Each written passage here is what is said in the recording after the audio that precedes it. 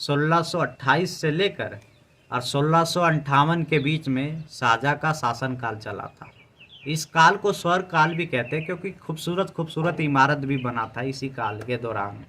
कि औरंगजेब ने अपने पिता को आगरा के किले में बंदी क्यों बनाया था? बनाया इसलिए था कि मुमताज़ का मकबरा भी बोलते हैं ताजमहल को। 1643 में बनकर तैयार हो गया था, लेकिन अच्छी तरह बना नहीं था बिल्कुल। तो बिल्कुल अच्छी तरह ताजमहल बनना था 1653 में बनकर तैयार हो गया था। उससे ताजमहल से पहले ही एक काला ताजमहल था जो बुरहानपुर शहर में। 22 कमरे का रहस्य इसलिए है क्योंकि 22 कमरे को खोला ही नहीं गया।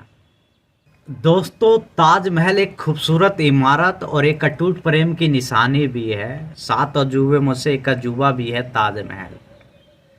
ताजमहल क्यों बनवाया गया था और कब बना था?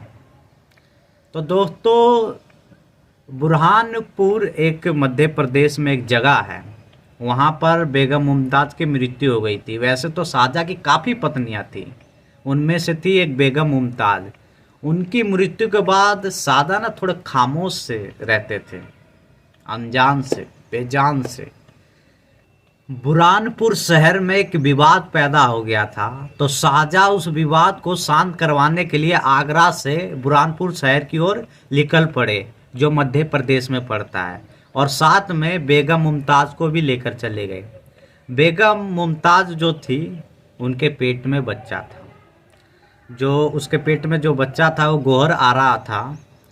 तो उस दौरान 16 जून 1631 में उनकी मृत्यु हो गया था। आगरा से वहाँ जाना, वो भी गर्मी के महीने में, और वो भी प्रेग्नेंट है, तो तबाही तो होना ही था। सफ़र करके गई थी, तबाह हो गई थी, मतलब बेचैन होकर उनकी जो है मृत्यु हो गया। मृत्यु होने के बाद बेगम की ही इच्छा थी, जब मृत्यु नहीं हुई थी, बेगम की इच्छा थी कि एक मकबरा बनाया जाए, इसीलिए मुमताज़ का मकबरा भी बोलते हैं ताजमहल को। तो उनके मरने के बाद शाहजहाँ थोड़े खामोश से लगने लगे। फिर उन्होंने एक घोषणा करा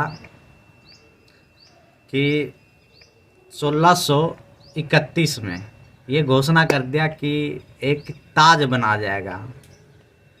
तो 1632 में बनाने का काम चालू हो गया था। 1643 में बनकर तैयार हो गया था, लेकिन अच्छी तरह बना नहीं था बिल्कुल। तो बिल्कुल अच्छी तरह ताजमहल बनना था 1653 में बनकर तैयार हो गया था। और उसके कारीगरी वास्तुकला पर तो विशेषकर ध्यान दिया गया था। उस समय थे वास्तुकार उस्ताद अहमद लाहौरी, वो लाहौर के थे, इसीलिए इनके नाम पे लाहौरी लगा गया। अब खूबसूरत तो है ही है ताजमहल। उसके बाद क्या हुआ कि उससे ताजमहल से पहले ही एक काला ताजमहल था जो बुरहानपुर शहर में। काला ताजमहल, सफ़ेद ताजमहल के बनने के बाद अब शाहजहाँ सोचे क्यों ना एक काला ताजमहल भी बना दिया जाए। यमुना नदी के उस पार देखो तो एक काला ताजमहल है। तो काला ताजमहल कैसे बनवाते? उससे पहले ही उसके बेटे औरंगजेब ने उसको बंदी बना दिया आगरा के किले में। उनकी भी मौत वहीं पे हो गया था आगरा के किले में 1666 में। अब ताजमहल, सफ़ेद ताजमहल से पहले ही बुरहान शहर में काला ताजमहल था। फिर सफ़ेद ताजमहल बना जो आगरा में है। उसके बाद एक काला ताजमहल बनाना चाहते थे शाहजहाँ, लेकिन उसके बेटे ने, औरंगजेब ने उन्हें बंदी बना लिया। फिर उनकी मृत्यु हो गई। तो सफ़ेद ताजमहल से पहले ही बुरहान शहर में ताजमहल था। उसके बाद सफ़ेद बनने के बाद फिर काला ताजमहल बनाना चाहते थे, लेकिन बन नहीं पाया। अब हुआ ये था कि थोड़ा शाहजहाँ के बारे में जान लेते हैं। अब जहांगीर के मौत के बाद, जहांगीर का मौत 1627 में हो चुका था। उसके बाद शाहजहाँ को जो है उत्तराधिकारी बना दिए। उत्तराधिकारी बनने के बाद 1628 से लेकर और 1658 के बीच में शाहजहाँ का शासनकाल चला था। इस काल को स्वर्ग काल भी कहते हैं क्योंकि खूबसूरत खूबसूरत इमारत भी बना था इसी काल के दौरान। अब हुआ ये था कि औरंगजेब ने अपने पिता को आगरा के किले में बंदी क्यों बनाया था? बनाया इसलिए था कि जब शाहजहाँ ने, इनका एक बेटा था दारा शिको, उनको ये उत्तराधिकारी बना दिए। अब औरंगजेब तो चिढ़ने लगा तो औरंगजेब ने देखा कि कुछ ना कुछ तो करना पड़ेगा। औरंगजेब ने समय के अनुसार देखते देखते अपने पिता को ही आगरा के किले में बंदी बना दिया। फिर 1666 में उनका मौत हो गया। मौत होने के बाद जो कब्र है बेगम मुमताज़ का कब्र वहीं है, ताजमहल के बीचों बीच, और वहीं पर शाहजहाँ का भी ताजमहल है। अब हुआ ये था कि जब बेगम मुमताज़ मरी थी तो मर तो गई थी बुरहानपुर शहर में, लेकिन जो उनकी वहीं पे पहले उनका वो बना दिया गया था समाधि। फिर वहाँ से कब्र लाया गया था यहाँ ताजमहल जब बना तो उसके बाद लाया गया था।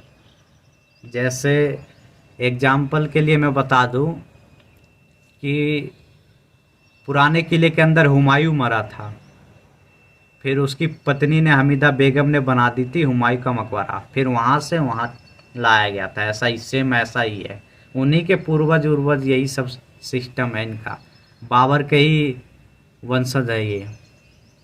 उसके बाद हुआ ये था कि कुछ लोग कहते हैं कि ताजमहल बनने के बाद मतलब शाहजहाँ ने हाथ कटवा लिया था। हाथ कटवाया नहीं था, शाहजहाँ ने उनके लिए बस्ती बनवा दिया था ताजमहल के बगल में ही। आज के समय में जाओगे ना तो उनके वंशज मिलेंगे, जो मतलब जो ताजमहल बनाए थे ना, तो उनके जो बच्चे उच्चे जो पीढ़ी चल रही है ना उनको ज़रूर मिलेंगे वो आपको। तो हुआ ये था कि उनका ये कहना था कि आपको हम पैसे दे देते हैं लेकिन आप ऐसा ताजमहल दोबारा नहीं बनाओगे। लोगों ने कह दिया हाथ कटवा दिया, हाथ कटवाया नहीं था, बात ये थी। और कुछ रहस्य वाली भी बात है, क्योंकि देखिए मुग़ल शासन के काल के दौरान है ना धर्म परिवर्तन हो रहा था, हिंदू को जो है मुस्लिम बनाया जा रहा था, ये आप इतिहास में पढ़ोगे। तो 22 कमरे का भी एक रहस्य है, ताजमहल के अंदर एक 22 कमरे हैं, उसमें एक रहस्य है। 22 कमरे का रहस्य इसलिए है क्योंकि 22 कमरे को खोला ही नहीं गया। कोर्ट में कई लोग इसका विरोध भी करे थे कि मतलब 22 कमरे को खोला जाए, लेकिन सरकार ने ये निर्णय लिया कि 22 कमरे को एक रहस्य ही कमरा रहने दिया जाए, क्योंकि विवाद पैदा हो जाएगा। अपने देश में विवाद बहुत जल्दी पैदा होता है, और ऐसा ही कुछ हिस्सा इधर भी हुआ था। कुतुब मीनार पर विवाद पैदा हो गया था। कुछ लोग कह रहे थे कि विक्रमादित्य ने बनवाया था 5वीं सदी में, लेकिन यहाँ तक कुतुबुद्दीन ऐबक ने बनवाया था पहला मंजिल, 3 जनों ने बनवाया था, इल्तुतमिश और फिरोज शाह तुगलक। तो कुछ चीज़ें हैं ना रहस्य ही रहने देना चाहिए, क्योंकि विवाद पैदा ना हो देश में, क्योंकि नुकसान अपना ही होता है। तो जो सरकार निर्णय लेते हैं वो ठीक ही लेते हैं। तो वो कमरा इसलिए रहस्य ही है। ये भाई क्या कहते हैं हाथ कटवाने वाला ना, कि हाथ कटवा दिए थे शाहजहाँ ने, कटवाए नहीं थे। उनके जो ये पीढ़ी चली आ रही है, ताजमहल के बगल में ही बस्ती भी है, और ताजमहल के बीचों बीच शाहजहाँ का भी कब्र है और बेगम मुमताज़ का भी कब्र है। और एक चीज़ और है, संग्रहालय भी है। संग्रहालय में एक थाली का नाम है काकोलोनाइट। अब वो होता क्या है सुनिए, मेरे को बोलने में भी बड़ा अजीब लग रहा है। होता ये है कि पहले के समय में 20 कन्या समझे, और 20 कन्या राजा के समय चलता था। 20 कन्या का मतलब होता है उनके अंदर जहर होता था, सुंदर सुंदर कन्या एकदम बेहद ही खूबसूरत। तो वो होती थी 20 कन्या, अपनी ओर आकर्षित कर देती थी राजा को, थोड़ा सा किस करी, चुम्मा ली, मर गया वो। तो इस तरह का 20 कन्या होती। तो ऐसा ही थाली में ना क्या होता था, भोजन में जो जहर मिलाते थे, तो वो थाली ऐसा था कि अगर जहर होता था ना तो रंग बदल देता था। रंग रंग बदल देता था। और पूर्णिमा की रात को ताजमहल अलग ही चमकता है। ताजमहल समय के अनुसार जो है ना रंग बदलता रहता है, मतलब एक चमक, जैसे सूर्य की प्रकाश पड़ता है आज तो उठते टाइम और सूर्य जब उदय होता है उस समय, दोनों का प्रकाश जब पड़ता है तो रंग बदल देता है ताजमहल। जैसे सूर्य जब उदय होगा तो उस समय ताजमहल देखने में कुछ अजीब अलग ही दिखेगा, फिर जब अस्त होगा तो उस समय अलग दिखेगा। पूर्णिमा की रात को अलग ही चमकता है।